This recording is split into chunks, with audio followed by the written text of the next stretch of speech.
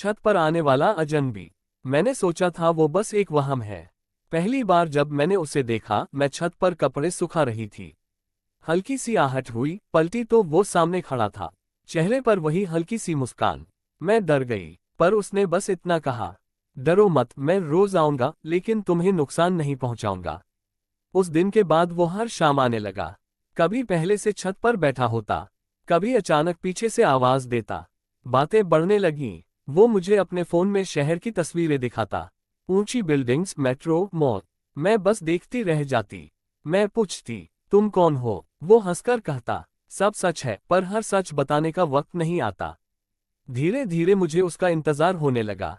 लेकिन एक दिन वो नहीं आया, अगले दिन भी नहीं। तीसरे दिन जब मैं छत पर गई, तो वहां सिर्फ एक पुराना मोबाइल पड़ा था और स्क्रीन पर लिखा था, अगर डर गई होती तो ये कहानी यहीं खत्म हो जाती। मैंने कांपते हाथों से वो मोबाइल उठाया। स्क्रीन लॉक नहीं थी, जैसे वो जानता था कि मैं ही इसे खोलूंगी। गैलरी खोली तो मेरी ही तस्वीरें थीं, छत पर कपड़े सुखाते हुए, पानी की टंकी के पास खड़ी हुई। यहाँ तक कि वो तस्वीर भी थी, जो मैंने कभी किसी को नहीं भेजी थी। मेरी सांस अटक गई। अचानक मोबाइल में एक वीडियो चलने लगा। वो उसी छत पर खड़ा था, लेकिन इस बार उसका चेहरा उदास था। वो बोला, मैं सच में यहाँ नहीं आता। तुम मुझे देखती हो क्योंकि तुम अकेली हो। मैं चीख पड़ी, झूठ, तुम मुझसे बात करते हो। वो मुस्कुराया, बातें यादों में भी होती हैं। उसी पल पड़ोस वाली आंटी की आवाज आए, बेटा तुम किससे बात कर रही हो? मैंने पीछे देखा, वहां कोई नहीं था। फिर मोबाइल की स्क्रीन काली हो गई और आखिरी लाइन चमकी, कल छत पर मत आना। लेकिन मैं जानती थी, अब पीछे हटना नामुमकिन था। उसकी चेतावनी के बावजूद मैं अगले दिन छत पर चली गई। दिल तेज धड़क रहा था, लेकिन मन में बस एक ही सवाल था, वो कौन था? छत पर सन्नाटा था, हवा भी जैसे रुक गई हो। अचानक मोबाइल अपने आप बज उठा। स्क्रीन पर लिखा था, पीछे मत देखना। मैं फिर भी पलट गई। वहां वो खड़ा था, लेकिन इस बार उसका चेहरा साफ नहीं था, जैसे धुएं से बना हो। मैं रो पड़ी, तुम हो या नहीं? उसने धीरे से कहा, मैं वही हूं जिसे सब भूल चुके हैं। उसने छत के कोने की तरफ इशारा किया। वहां एक पुरानी टूटी कुर्सी पड़ी थी और उसके नीचे जला हुआ एक कागज। मैंने कागज उठाया, उस पर लिखा था मेरा ही नाम और नीचे तारीख, आज से 5 साल पहले। मेरे पैरों तले जमीन खिसक गई। वो बोला, जिस दिन तुमने मुझे भूलने की कोशिश की, मैं दिखना बंद हो गया। तभी नीचे से माँ की आवाज आई, बेटा तू अकेले छत पर क्यों रो रही है? मैंने पलटकर देखा, और जब वापस सामने देखा तो वो गायब था। सिर्फ मोबाइल पड़ा था और स्क्रीन पर लिखा था, सच जानना है तो कल पूछना। उस रात मुझे नींद नहीं आई। बार बार वही चेहरा आंखों के सामने आता रहा, धुंधला, उदास, अधूरा। सुबह होते ही मैं फिर छत पर पहुंची। वो मोबाइल अब भी वहीं था। जैसे ही मैंने उसे छुआ, स्क्रीन पर आखिरी वीडियो चल पड़ा। वो सामने था, अब पूरी तरह साफ। उसने कहा, मैं तुम्हारा डर नहीं हूं, मैं तुम्हारी याद हूं। मेरे हाथ कांपने लगे। 5 साल पहले छत से गिरकर मेरी मौत हुई थी। तुमने मुझे देखा था, लेकिन डर के कारण किसी को नहीं बताया।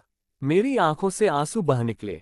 वो बोला, मैं अटका रहा, क्योंकि सच कभी बोला नहीं गया। अचानक छत पर तेज हवा चली, मोबाइल हाथ से छूट गया और टूट गया। लेकिन इस बार वो मुस्कुरा रहा था।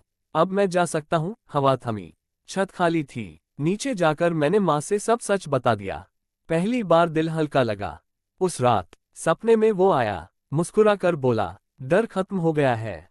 और सुबह छत पर कोई परछाई नहीं थी। कहानी खत्म, लेकिन डर नहीं। मैंने सोचा सब खत्म हो गया, डर, परछाई, वो छत, सब। लेकिन तीसरी रात जब मैं सो रही थी, कमरे की लाइट अपने आप जल गई और खिड़की के शीशे में मुझे अपना ही अक्स नहीं दिखा। मोबाइल जो टूट चुका था फिर से बज उठा। स्क्रीन पर सिर्फ एक लाइन थी, तुमने सच बताया लेकिन पूरा नहीं। मेरे गले से आवाज नहीं निकली। अचानक मुझे याद आया, 5 साल पहले छत से गिरने वाला वो लड़का अकेला नहीं था। मैंने किसी को धक्का देते देखा था, लेकिन डर के कारण मैंने चुप्पी ओढ़ ली थी। उसी पल कमरे का तापमान गिर गया। पीछे से वही जानी पहचानी आवाज आई, अब तुम्हें मेरी नहीं, उसकी जरूरत है। मैंने हिम्मत करके पलट कर देखा। वो वही था, लेकिन इस बार उसके पीछे एक और साया खड़ा था, काला, बिना चेहरे का। मोबाइल की स्क्रीन पर आखिरी मैसेज चमका, सच दबाओगी तो हम लौटेंगे। और लाइट बुझ गई। सुबह जब आंख खुली, छत पर फिर से कपड़े हिल रहे थे, लेकिन इस बार मैं अकेली नहीं थी। उस सुबह छत पर कपड़े सिर्फ हिल नहीं रहे थे, वो अपने आप गिर रहे थे।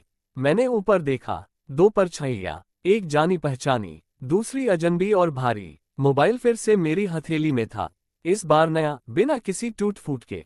स्क्रीन पर लिखा था, जिसे धक्का मिला वो अभी जिंदा है।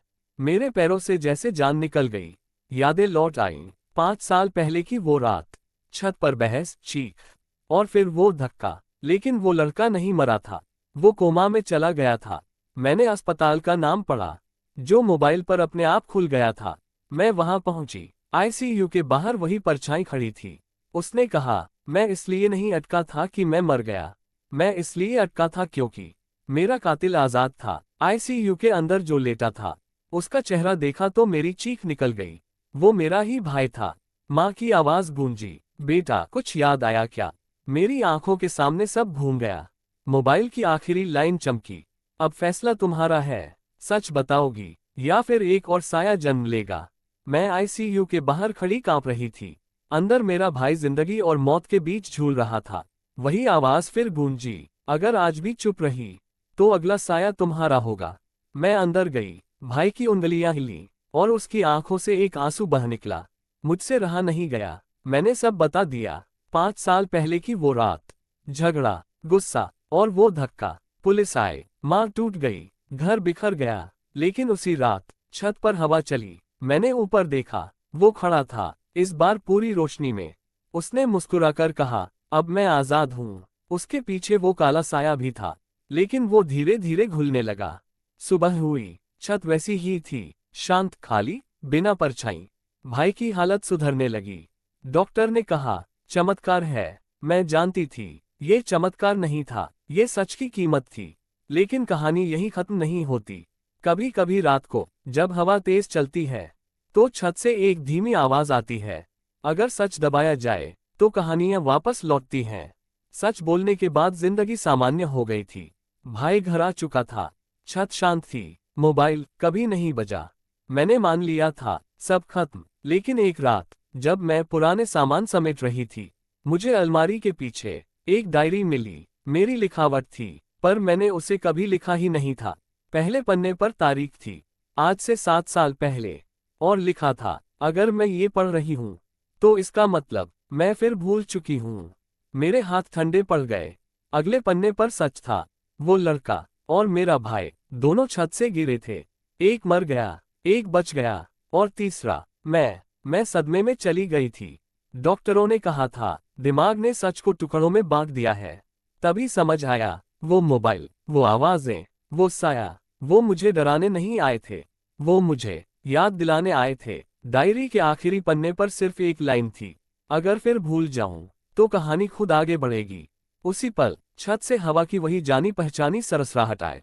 मैं मुस्कुरा दी, क्योंकि अब मुझे डर नहीं लगा। अब मैं जानती थी, कुछ कहानियां खत्म होने के लिए नहीं, याद रखे जाने के लिए होती हैं। डायरी पढ़ने के बाद मुझे पहली बार एहसास हुआ, कहानी मुझे याद दिला रही थी, लेकिन किसने? उस रात मैंने जानबूझकर छत की लाइट बुझा दी, अंधेरे में खड़ी होकर कहा, अगर तुम सच हो तो सामने आओ। हवा रुकी, फिर कदमों की आहट, लेकिन इस बार वो लड़का नहीं था, सामने मैं खुद खड़ी थी। वही चेहरा, वही आंखें, बस नजरें खाली। उसने कहा, मैं वो हूँ जिसने सब देखा, लेकिन सह नहीं पाए। मेरा सिर घूमने लगा। उसने बताया, जिस रात वो हादसा हुआ, मैंने सच बोलने की कोशिश की थी, लेकिन परिवार टूटता देख मैं डर गई। उस डर ने मुझे 2 हिस्सों में बांट दिया, एक जो जीती रही और दूसरी जो छत पर अटकी रह गई। वो बोली, जब तक सच पूरा नहीं माना जाएगा, मैं लौटती रहूंगी। मैं चिल्लाए, तो अब क्या बचा है? वो मुस्कुराए, अब सिर्फ एक गवाह बचा है। और उसने उंगली मेरी तरफ नहीं, तुम्हारी तरफ उठाए। मोबाइल अपने आप जल उठा, कैमरा ऑन था, स्क्रीन पर लिखा था, अब कहानी सुनने वाला भी इसमें शामिल है। और तभी छत से वही आवाज आई, जो सब कुछ शुरू करती है। मोबाइल का कैमरा अब भी ऑन था, लेकिन स्क्रीन पर मैं नहीं थी। स्क्रीन पर तुम थे। मैंने मोबाइल जमीन पर फेंक दिया, लेकिन आवाज फिर भी आई। कहानी अब मेरी नहीं रही। छत की हवा तेज हो गई, दीवारों पर परछाइयां हिलने लगीं। हर परछाई एक सवाल बन गई। अगर तुम वहां होते तो सच बोलते। मैंने आंखें बंद कर ली। तभी वो दूसरी मैं सामने आई।